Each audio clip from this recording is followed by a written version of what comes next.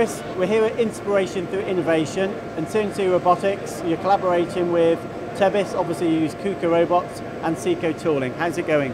It's going very well, thank you. Yeah, I mean this is for us a new venture with Tebis. The first time that we've actually worked together at an exhibition. But yeah, we've in terms of the preparation and everything, gone very well.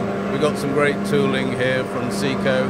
We've got great software, and obviously we're demonstrating our robot here, which is integrated with the software and the tooling to produce this component, which is basically an aerospace item. It's composite material, very hard, durable material, but the SECO cutters are doing a great job with it. Yeah, the composite, it's a big market now, isn't it?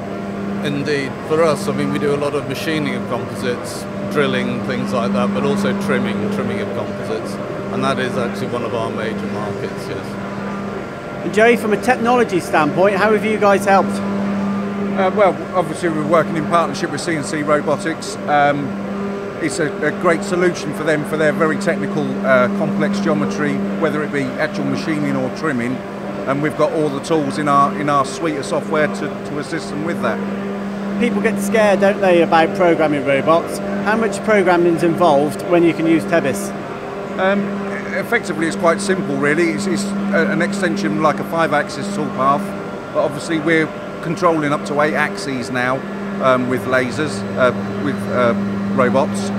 So, you know, we can lock out all the different axes and actually manipulate around the part where we need to. So it is quite an easy, straightforward procedure.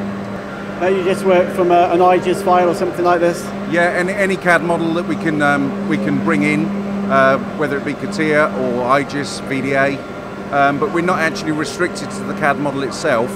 We can actually manipulate the actual toolpath inside Tebis, so we're actually machining away from the actual profile curve.